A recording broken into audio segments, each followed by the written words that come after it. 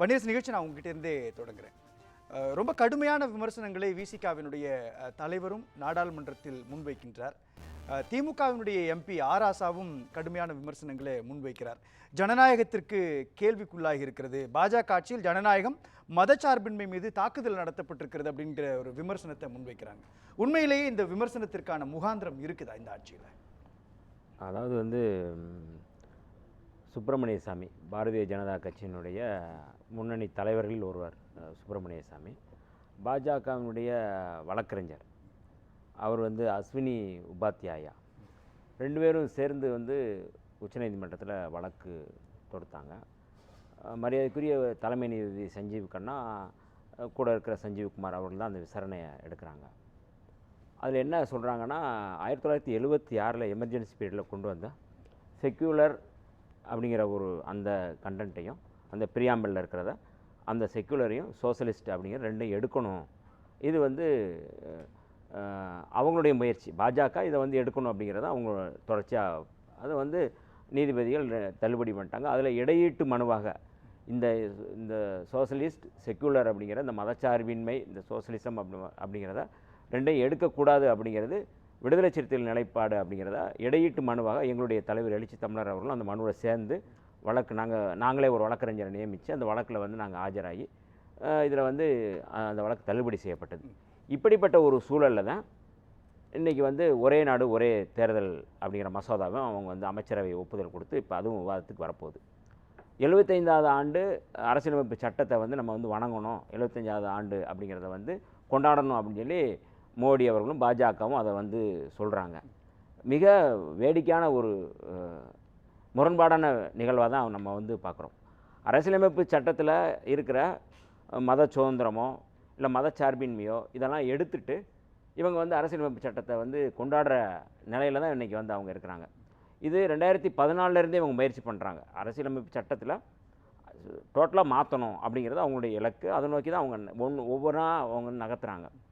2000 Vajpayee government அரசு இருக்கும் பொழுது அன்றைக்கு இருந்த உச்சநீதிமன்ற நீதியரசர் வெங்கடாச்சலய்யா அவருடைய தலைமையிலே ஒரு கமிட்டி போட்டாங்க. அதில் முன்னாள் சபாநாயகர் PA சங்மா இருக்கிறாரு, அதே போல் பராசரன் வழக்கறிஞர் இருக்கிறாரு, சோலி சொராப்ஜின்னு சொல்லி இன்னொரு வழக்கறிஞர் இருக்கிறாங்க. இவங்கெல்லாம் சேர்ந்து தான் அதை கொண்டு இந்தியாவுடைய அரசியலமைப்பு சட்டத்தை மாற்றுறதுக்கு அந்த கமிட்டியை போடுறாங்க. அன்றைக்கு இருந்த குடியரசுத் தலைவர் இதை கடுமையாக அவருடைய உரையிலே, இன்றைக்கி அந்த உரை இருக்குது, அந்த உரையிலே இது புரட்சியாளர் அம்பேத்கருடைய அரசியலமைப்பு சட்டத்தையே அதனுடைய சார அம்சத்தையே இவங்க தகர்க்க நினைக்கிறாங்க, நீர்த்து போக செய்கிறாங்க. இது முற்றிலுமாக இந்தியாவின் ஜனநாயகத்துக்கு எதிரானது அப்படின்னு அன்றைக்கே குடியரசுத் தலைவர் எதிர்ப்பு தெரிவிச்சிட்டாரு.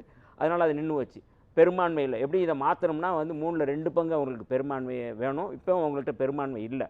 அப்போ இப்படிப்பட்ட ஒரு சூழலில் அவங்க நீதிமன்றத்தின் மூலமாக முயற்சி பண்ணுறாங்க. நீதிமன்றத்துலேயும் அது தள்ளுபடி பண்ணிட்டாங்க. இப்போ நாடாளுமன்றத்தின் மூலமாக அதை கொண்டு வரதுக்கான முயற்சி செய்கிறாங்க. இப்போ இதில் தான் நம்ம மிக முக்கியமாக பாரதிய ஜனதா கட்சியினுடைய அஜெண்டா, அவங்களுடைய செயல் திட்டம் அப்படிங்கிறத நம்ம விடுதலை சிறுத்தைகள் அப்படி தான் பார்க்குறோம். இந்த ஒரே நாடு ஒரே தேர்தல் முறையில் நீங்கள் முன்னாள் ஜனாதிபதியினுடைய தலைமையில் தான், ராம்நாத் கோவிந்த் தலைமையில் தான் ஒரு கமிட்டி போட்டாங்க. அந்த கமிட்டி மூலமாக தான் பண்ணுறாங்க. அதில் ரொம்ப முக்கியமாக அவர் அந்த பரிந்துரை செய்கிறதுல மாநில அரசு இதெல்லாம் கேட்க வேண்டியதில்லைன்னு சொல்லி ஒரு சொல்கிறாரு. ஒரே நேரத்தில் தேர்தல் நடத்தணும், செலவினங்களை சொல்கிறாங்க. இப்போ மக்களுக்கும் அரசுக்குமான தொடர்பே இந்த தேர்தல் தான். 50, 52 தான் ஒரே நேரத்தில் தேர்தல் நடந்திருக்கு. மற்றபடி பெருசாக இல்லை, அது ஃபெயிலியர் ஆயிடுச்சுன்னு சொல்லிங்கிற முறையில் தான் அந்த மாநிலங்களுடைய உரிமை, அந்த தேசிய இனங்களுடைய அடையாளங்கள், மாநிலங்களுடைய வளர்ச்சி, இது எல்லாமே வெளிப்படணும், இது எல்லாமே வளர்த்தெடுக்கணும். அதுதான் இந்திய ஒன்றியம் அரசு, மாநிலங்களுடைய ஒன்றியம் தான் இந்தியா. அப்போ இந்தியாவை பாதுகாக்கணும்னா மாநிலங்களை பாதுகாக்க வேண்டிய தேவை இருக்குது அப்படிங்கிற அடிப்படையில் தான் இதை கொண்டு வர்றாங்க. ஆனால் இதை முற்றிலும் அழிச்சிட்டு ஒரு நாடு ஒரு தேர்தல் அப்படிங்கிறது அவர்கள் முன்னெடுக்கிற இந்து ராஷ்டிரத்தினுடைய இன்னொரு பின்னணியாக தான் நம்ம பார்க்கணும். பாஜக அரசையோ அல்லது NDA கவர்மெண்ட்டையோ விமர்சிக்கும் பொழுது RSS உடைய பொலிட்டிக்கல் எஜெண்டாவை அவங்க ஃப்ரேம் பண்ணுறாங்க, அதை நடைமுறைப்படுத்துறதுக்கான தந்திரத்துக்குள்ளே இருக்கிறாங்கன்னு சொல்கிறீங்க இல்லையா? இதையே இந்த விமர்சனம் எங்கிருந்து வருது? இல்லை, நீங்கள் சாவர்கர் RSS பிதாமகன் சொல்கிறாங்களே சாவர்கர், அவர் என்ன சொல்கிறாரு, மாநிலங்களை பிரிக்க வேண்டியதில்லை, இது ஒரு இந்து ராஷ்டிரமாக இருக்கணும் அப்படிங்கிறது அவருடைய கனவு. அதை நோக்கி தான் அவங்க நகர்த்துறாங்க. அது இந்த வர்ற அவர்கள் வந்து 100 ஆண்டு ஆர்எஸ்எஸ் தொடங்கி 100 ஆண்டு கொண்டாட போகிறாங்க. 25 வந்தால் 100வது ஆண்டு. அதுக்குள்ளே வந்து இந்து ராஷ்டிரத்தை அமைக்கணும் அப்படிங்கிறது அவங்களுடைய இலக்கு. அதனால் அவர்கள் என்னென்னா புரட்சியாளர் அம்பேத்கர் யாத்து கொடுத்த இந்த அரசியலமைப்பு சட்டத்தினுடைய ஒவ்வொரு அங்கங்களாக பலவீனப்படுத்துகிறாங்க. இல்லை, அதுதான் கேட்குறேன். எங்கெங்க அவங்க பலகீனப்படுத்துகிறாங்கன்றது இருக்கு இல்லையா? ஏற்கனவே இந்தியா கூட்டணி காங்கிரஸில் இருக்கிறப்போ அவங்க செஞ்ச சில விஷயங்களை தான் அவங்க மேம்பட்டு செய்கிறதா சொல்கிறாங்க. இல்லை, அதில் நீங்கள் அப்படின்னா 2000 வந்து இந்த வெங்கடாச்சல ஐயா போட்ட கமிட்டி போடும் பொழுதே காங்கிரஸ் கடுமையாக எதிர்த்தது. 24 கட்சிகள் வந்து பாஜகவோட கூட்டணி வச்சு ஆட்சி அமைக்கும் பொழுது காங்கிரஸ் அதை எதிர்த்தது. காங்கிரஸ் வந்து என்ன 370 ரத்து பண்ணணும்னு காங்கிரஸ் சொன்னாங்களா? நீதிமன்றத்தின் மூலமாக நீங்கள் ரத்து பண்ணியிருக்கிறீங்க. 370 வந்து நீதிமன்ற தீர்ப்பு என்னவா இருக்குது? நீங்கள் நினச்சிங்கன்னா மாநில அரசை வந்து கலைக்கலாம் அப்படிங்கிற இடத்துக்கு கொண்டு போய் நிறுத்துறாங்க. அவங்க சொல்கிறது, பாஜக சொல்கிறது, இந்தியான்றது ஒரு நாடு, இந்தியாவினுடைய மக்கள் 140 கோடி பேர் இருந்தாலும் எல்லாரும் ஒரே மக்களாக தான் இருக்கிறாங்க.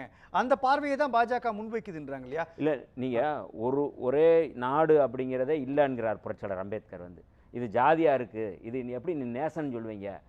அம்பேத்கர் சொல்கிறார். நீங்கள் அரசியலமைப்பு நிர்ணய சபையிலே அதை பேசுகிறார். இந்து தேசம்னு உருவாகுவதற்கு நம்ம முயற்சி செய்யணும்னு சொல்கிறார். இப்போ இல்லை அப்படின்னு சொல்கிறாரு. அதனால் அப்படி அவங்க சொல்கிறது வந்து நீங்கள் பல்வேறு தேசிய இனங்கள் இருக்குது, பல்வேறு மொழிகள் இருக்குது, பல்வேறு கலாச்சாரங்கள் இருக்குது, எல்லாமே ஒன்று அப்படிங்கிறத சொல்ல முடியாது. இல்லை, நீங்கள் சொல்கிற மாதிரி எந்த தேசிய இனத்திற்கு எதிராக பாஜகவோ அல்லது ஆர்எஸ்எஸ் செயல்பட்டு இருக்கிறது அப்படி நீங்கள் சொன்னீங்கன்னா ஒரு குறிப்பிட்ட சமூகத்துக்கு மட்டும்தான் அவங்க மேம்படுத்தி நடத்துகிறாங்க, மற்றவங்கெல்லாம் அவங்க கீழ் வச்சு பார்க்குறாங்க, அல்லது குறிப்பிட்ட மாநிலத்தை தான் அவங்க வந்து ஃபோக்கஸ் பண்ணுறாங்க, மற்ற மாநிலங்கள்லாம் அவங்க பிரித்து பார்க்குறாங்கன்ற பிரிவினைவாதம் இல்லை. பல உதாரணங்கள் நம்ம வந்து சொல்ல முடியும். இந்து ராஷ்டிரத்தினுடைய கனவை தடுப்பதே வந்து தேசிய இனங்கள் தான். தேசிய இனங்கள் நீங்கள் வந்து தேசிய இனங்களுடைய வளர்ச்சி அது ஸ்ட்ரென்த் ஆக இந்து ராஷ்டிர கனவு வந்து நீங்கள் வந்து அவங்க செய்ய முடியாது. நீங்கள் எந்தெந்த இடத்துல அவங்க வந்து செய்கிறாங்கன்னா, சமஸ்கிருதத்துக்கு ஒதுக்கப்படுகிற நிதி எவ்வளவு, தமிழ் மொழிக்கு ஒதுக்கப்படுகிற நிதி எவ்வளவு, சமஸ்கிருதத்துக்கு ஒதுக்கப்படுகிற நிதி எவ்வளவு, தெலுங்குக்கு ஒதுக்கப்படுகிற நிதி நீங்கள் பாருங்கள். மொத்தமே 24,000 பேர் கூட பேசாத ஒரு மொழிக்கு நீங்கள் எவ்வளவு கோடி நீங்கள் ஒதுக்கியிருக்கிறீங்க அப்படின்னு சொல்லி அந்த புள்ளி விவரங்களை வந்து நாடாளுமன்றத்திலே கேட்குறாங்க. கேட்டதுக்கு அவங்க மரியாதைக்குரிய வந்து ஜோதிமணி அவர்கள் தான் நாடாளுமன்றத்தில் கேட்குறாங்க. அதுக்கு அவர்கள் வந்து தெளிவாக பதில் சொல்கிறாங்க. நீங்கள் வந்து ஒதுக்கப்படுற நிதி வந்து நீங்கள் வந்து 3ல் 1 பகுதி கூட இல்லை. நீங்கள் சமஸ்கிருதத்துக்கு ஒதுக்கப்படுகிற நிதி ஒரு பகுதி கூட வந்து தமிழ் மொழிக்கு ஒதுக்கல. அப்போ நீங்கள் எப்படி வந்து ஒரு தேசிய இனத்தினுடைய அடையாளத்தை வந்து அழிவின் விளிம்பில் இருக்கக்கூடிய ஒரு மொழியை மீட்டுட்டு வரதுக்கான ஒரு முயற்சியாக பார்க்க முடியாதா? அதை முகாந்திரமாக பார்க்க முடியாதா? இன்னைக்கு தமிழ் மொழின்றது பல மாநிலங்களில் பேசப்படுது, உலகளாவிய மக்கள் அதை பேசக்கூடிய ஒரு நிலை உருவாகி இருக்குது. சமஸ்கிருதம்ன்றது ஒரு குறிப்பிட்ட மக்களுக்கான ஒரு மொழியாக இருக்குது, அதை மீட்கிறதுக்கான முயற்சின்னு பார்க்கலாம் இல்லையா? இன்னொன்று, எந்த மக்களை இவர்கள் துன்புறுத்தினாங்க, யாருக்கு இவங்க துரோகம் செஞ்சாங்க, அல்லது எந்த மக்களை பொது சமூகத்தினுடைய நீரோட்டத்திலிருந்து விலக்கி வைக்கணும்னு பேசுறாங்க அப்படின்றது தானே அவங்களுடைய பிரச்சனை. இன்னைக்கு எங்களுடைய தலைவர் எழுச்சி தமிழர் அவர்கள் நாடாளுமன்றத்தில் அவர் பேசும்பொழுது மிக முக்கியமான செய்தி சொல்றார். அதாவது நாட்டை விட உங்களுக்கு வந்து மத அடையாளம் தான் உங்களுக்கு பெருசா, அப்படி நீங்கள் வந்து மத அடையாளம் தான் பெருசு நாட்டை விட அப்படின்னு சொன்னால் ஜனநாயகம் அழிந்து விடும் அப்படின்னு சொல்லி அம்பேத்கர் சொல்கிறாரு அப்படிங்கிற கோட் பண்ணி தான் இன்றைக்கி நாடாளுமன்றத்தில் பேசுகிறார். இவர்கள் மத அடையாளம், மதச்சார்பின்மையை நீக்கிட்டு மதம் தான் இவங்களுக்கு ரொம்ப முக்கியமானது அப்படிங்கிற இடத்துக்கு கொண்டு வராங்க. தேசிய இனங்களுடைய அடையாளம் விடுதலை அப்படிங்கிற தனியாக வைங்க. இப்போ நீங்கள் சமீபத்தில் காலிஸ்தான் கேட்டு வந்து காலிஸ்தான் டைகர் ஃபோர்ஸுங்கிற அமைப்பு வந்து ஹர்தீப் சிங் நிஜார் அவர் வந்து அங்கே வந்து படுகொலை செய்கிறாங்க.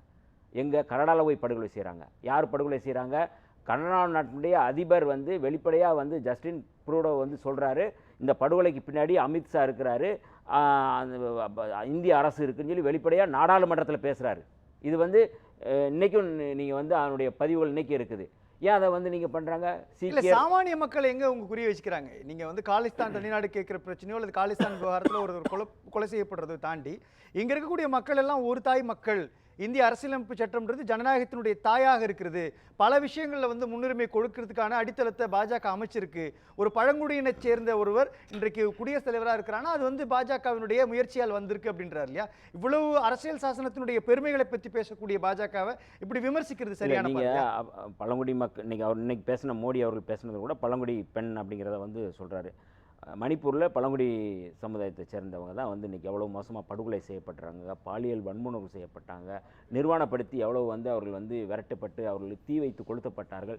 மோடி அவர்கள் வந்து போய் நேரடியாக போய் பார்த்துருக்கிறாரா? அது நீங்கள் சாதாரண மக்கள் எங்கே பாதிக்கப்பட்டிருக்காங்கன்னு சொன்ன சும்மா பர்தா போட்டுட்டு போகிறாங்கன்னு சொன்ன உடனே அவர் அந்த பெண்ணை எப்படிலாம் அவங்க வந்து டீஸ் பண்ணாங்க, எவ்வளோ வந்து அச்சுறுத்தல் இருக்குது. இன்றைக்கி வந்து இஸ்லாமியர்கள், கிறிஸ்தவர்கள், சிறுபான்மை மக்கள் இன்றைக்கி அச்சுறுத்தல் இருக்குது அப்படின்னா இந்த பெரும்பான்மைவாதத்தை முன்வைக்கிற இந்துத்துவவாதிகள், சனாதனவாதிகளுடைய இதுதான். அப்போ அந்த பின்னணியிலேருந்து நீங்கள் பார்க்கும்பொழுது அதற்கு பாதுகாப்பு அளிப்பது அரசியலமைப்பு சட்டம். அம்பேத்கர் இன்றைக்கி வந்து சிறுபான்மை மத சிறுபான்மையினர் இருக்கலாம், மொழி சிறுபான்மையினர் இருக்கலாம், அவர்களுக்கு பாதுகாப்பு அளிப்பதே வந்து புரட்சியாளருடைய அம்பேத்கருடைய இந்த அரசியலமைப்பு சட்டம்.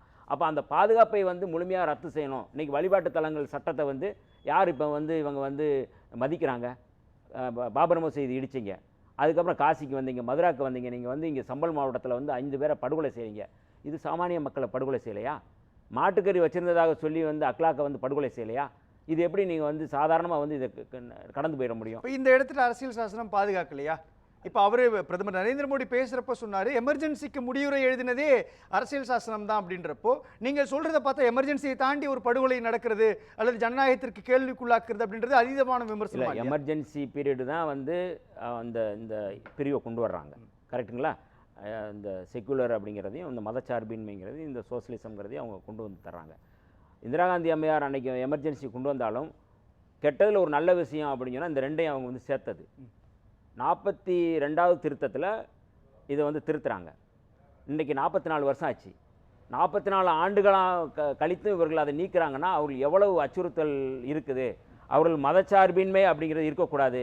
அவர்களுக்கு இருக்கக்கூடியது ஒரே அஜெண்டா வந்து இதை வந்து சாவர்கர் விரும்பி அந்த இந்து ராஷ்டிரம் கொண்டு வரணும் அப்படிங்கிறத அவங்களோட நோக்கம். பேசலாம். அப்போ இந்த பின்னணியில் இருந்தால் விடுதலை சிறுத்தைகள் எப்படி பார்க்குறோம்னா, இந்த நாட்டை பாதுகாக்கணும் அப்படின்னா தேசிய இனங்களை பாதுகாக்கணும், இந்த தேசிய இனங்களை பாதுகாக்கணும்னா மாநிலங்களை பாதுகாக்க வேண்டிய பொறுப்பு இருக்குங்கிற அந்த தொலைநோக்கு பார்வையோடு தான் இதை நாங்கள் வந்து விமர்சனம் பேசலாம். அண்ணன் வந்து வங்கதேசத்தில் இந்துக்கள் பாதிக்கப்பட்டிருக்கிறாங்க, அவங்களுக்கு குரல் கொடுத்தீங்களான்னு கேட்குறாரு. சரி, அது அந்த கேள்வி நியாயமானது, அதில் ஒன்றும் தவறில்லை. அதே மனநிலை அல்லது அதே அளவுகோல் இலங்கையில் இந்து கோவில்கள் தகர்க்கப்பட்டது, இந்துக்கள் அடித்து விரட்டப்பட்டாங்க, இந்துக்கள் இனப்படுகொலை செய்யப்பட்டாங்க. நான் சொல்லி முடிக்கிறேன். அப்படிப்பட்ட ஒரு சூழலில் நீங்கள் குடியுரிமை திருத்த சட்டத்தை கொண்டு வரீங்க. குடியுரிமை திருத்த சட்டத்தில் நீங்கள் யாரெல்லாம் வேணான்னு சொன்னீங்க? இஸ்லாமியர்கள் வேணான்ட்டீங்க. இலங்கையில் இருக்கிற தமிழர்கள் வந்து ஏன் வரக்கூடாதுன்னு சொன்னீங்க? அவங்க இந்துக்கள் தானே. அப்போ உங்கள் பாகுபாடு என்ன?